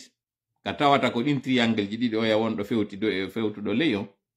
ɓen ɓe wonɗon e yiide ɗon tigi annabi dawuda on wiyaɗo on kañum hino marno on secret yewtidugol e kulɗe waɗugol ɗum ɗo e ɗum ɗo fof on tigi o fewtuto no huuɗi ɓe kamɓe bani israila si ɓe annabiɓe Allah ɗo huuɗi komi wonɗon e arde ɗo reproche wondema neɗɗo julɗo huɗata donc ɓen ɗon kamɓe harinaɓe julɗo quoi ɓen ɗon hari kañum hinaɓe annabaɓe Allah na wonnoɓe recevude ordre on iwrugol e makko kanko Allah acce mi sikki on hiɗon ɓarorde ka dina e wowlugol piiji kono mi sikka ko fo e mum andi ko woni e wowlde mi sikka si ɗon anduno o ko wonno ɗon e wowlde ko o wattanay no wila e goɗɗi go ene mi fuɗɗi argol yewtaka réseau sociaux ji ɗo mi fuɗɗori kuddi hakkunde mon e Allah duuɓi nayi joni biyanto miɗo arde yewtaka réseau sociaux ji ɗo mi fuɗɗor arde ɗo mi fuɗɗi huɗugol ko andirno ɗon lan ko ni mi wawno aw no wodi saayi fi hunde kare no wodi saayi ka yewtete wodi saayi kadi ka gollete en feƴƴino hande kadi ka yewtugol on watala yeyetade duuɓi nayi hande ɗo ko mo yaali toola woodi kono mo nanali nde toola ala hande ɗo mo reena andi ka lette nde tampere nde wonɗen ɗo e munde tawata toola no wowlde fi nde ɗo on mi sikkay no woodi hande ɗo ni ka nder fulasoji ka ɓuri ñokkude nder to mi yetiki en woɓɓe gono ɗon ɗo ɓe inno addanam biredi e sukkar kamɓe ko ɓe innata geru hendanoɗa lan audioji toola ɗin addana lanɗi kam heɗito ka nder fulaso a e nder pita ka nder nderi ton hande ɗo non goɗɗo wonɗo kañum ka saare wiya kañum humpitake ko fewndi fenande ñabbande ɓurali ɗum ɗon ɗum sikka noon kere ko Allah ɗayno ton koore mo wonɗon e ɗaynude hande kadi ɗo iwi ɗo naɓi yeeso ko hakkundeji men taw regleten e s'il faut wonu 10 100 ɓuri ɗum ɗo wulude tanke ɗo waɗude men accata ɗum ɗo ko enen taw reglata hakkundeji meɗen si yahanen sehnerde donc ɗum ɗo mi reitira ɗum ɗon kadi mi wola ɗum ɗo kadi clairement kala anduɗo addanilam message woni komo mi andidiri wonam andidiri fonduɗo kadi innay noddala yewtan meɗiɗo mare ton on ɗumamon on moral mo maremo to acco e tuma mi artoyi oya neɗɗo nanowo on fewɗo mi nanata miɗo mari noppi kono na nanirɗi fewndo ɗo ni miɗo mari gite kono na yi'irde fewndo ɗo komi jogi ko ɓernde yorde ken ɓurde hay nde ɓi wonɗo yiide ɗi dakkali ɗi wonɗon yiide ɗo ko ɓernde ɓurde yorde mi jogi ñande noon artoyɗen ka woni normal o on yiito e oya du'otoɗo du'ano ñande kadi waɗɗen ko moƴƴi ɗo o mi du'anto kadi ɓe wonɓe no woniri noon mi du'anto en ɗo ko moƴƴi ko minna yo Allah waɗan en ɗum ɗo kono en iwino hande kadi on stade ka tawata en jooɗoto ɗi capaari ɗo e yimɓe tawɓe no wallitade ɓen ɗon goɗɗo inna ɗo min mi aray mi waɗana ɓen du'a ko kuddi ɓuri ndin ɗon kadi miɗo tori on fof kañum kadi ɓeydi e kañum kadi waɗa ɗon ɓe kuddi ɓurdi e hulɓinade ndin kañum kadi e hoore maɓɓe ko ɗum mi tori en fopp ɗo kala hande kadi mo tawata goɗɗo yeetilan ɗo piwum welkulla moƴƴa mi kirɗa kadi konko yewti ɗon ko oyni mi toola hande ɗo ko wi'a yimɓe ɓen koye ɓe wonu ka cuuɗi ɓe salade woɗa andi hari e saayi ko wiwgol yimɓe ɓen ɓe yaltu hari ko ɗum ɗo wonno probléme o min ni wano ono oyni route le prince hakkunde ka wiyeteɗa honno nasrullahi ha hewtoya ka inneteɗon bari deflande wo hari jon gallejo o yetete no si weeti bimbi ɗo wiyede 11h a wonata ka nder suudu ma a yaltali jongalle de na pay koy a yahi wallitoɗa sukaɓe ɓen feragol kaaƴe wallitoɗa sukaɓe ɓen sunnugol pine wallitoɗa ɓen fayɓe ɗon kotugol kaaƴe e laawol ngol fi on ɗum ko si fof yalti ka tarawje nder quartier ji ɗin ɗi laaɓa ɓe heɓa no ɓe yaltira ɓe yaaka makiti ɓe sooda maafeji ɓe ara ɓe defa hara miranji maɓɓe dampaka wo ko nde jongalle ɓen acci waɗugol ɗum acciti hande kadi fay ɓen e cippiro ngon tun watta natede ka nder quartier ji watta dampede fournuji watta coofede e nder koloyji watta hibbede ko wona defede rewɓe watta dolede wo ko ka ɓen worɓe moko baɓe acca obligeanegol yaltugol ngol ya waɗa guire on ɓe yiɗi ɓe añi wo ko on tuma noon ɗi capaali heɓi doole hoore yimɓe ɓe effectivement mi jooɗi mi anditimɗo marno kotirawo ko ɗunoɓe sengo ka prince min fottayno ka binde ambassade états-unis ka wiyete kosovo ɗa ɓeyna mi menen miñan min feri ɗo kaaƴe ha jooɗi amin non on fera do kaaƴe onon kotiraɓe menen koye mi yaw mi wallito fay ɓen a ƴetta ɓe jonnete siowal ngal ɓe waɗanama e siowal ɓeynama ɗe kaaƴe ɗo ndeɗa arta koye taw ɗe ɗo fof a feroyke ɗe ɓe ferotono ton ha tawata hande kadi juuɗe maɓɓe ɗen accitowde ɓe ara ɓe hewta noon ka nder suudu maɓɓe ko ɗon on tuma si ɓe heɓa ɓamari ɓe ñaama sen gerino noon en artirino on sariya ɗon hande kadi tawa yaltuɗo wo ko yo réglé ha moƴƴa sabu ko yalti ɗon kon fuɗɗi e ɓeygu makko tawara yettotomo so yalti waliroyon ka wonɗon ton luttiroyon ton hande foppino inna e woni ka nder cuuɗi ɗo kono onon iɗo yaltude tanke o sariya ɗo en joƴƴinali mo hande kadi sifano ɓen sukaɓe waɗirno ɗon sa yaltali feriɗa kaaƴe sofuɗa territoire maɗa on tawa goɗɗo arataka galle maɗa ɗon a dartanaki galle maɗa ɗen a nattaka suuɗo tanke en yiltitali ɗum ɗon autrement hande kadi ara ko wigol ngol si a heƴali ka nder suudu ma sabu ko nodda ɗon kon a yehi hande kadi kon do yaltirte tawa kala yaltuɗo fatataka nder suudu makko tanke ɗum ɗo waɗaka en famotirtake hara miɗo darade ɗo joni mi nattiri ɗumaji ɗin yeeso fi affaire budget on par ce que ɗo live on o heeɓi 1h05 minutes hara mi yafotoɗam mi a wajide commentaire ji moɗon en sakko mi anda kon ɗum ara landi ɗon so ni o continue ma ko woni wonma so tawi on interpelli lam no miri noon encore une fois kala falako mon mi haɓu siɗa yiɗimi a wiɗa yiɗimi tan nangu argol yetolan ɗo mi acciti ko monɗo ko mum affaire huɗugol ngol e ko nani mi yetika on simɗo mari feere ɓeyda kañum kadi kuddi ɓuri ndi ɗo nde tori Allah noon yo jaabin kadi ɗi duwaji ɗi monɗen e torade ɗo salamu aleykum.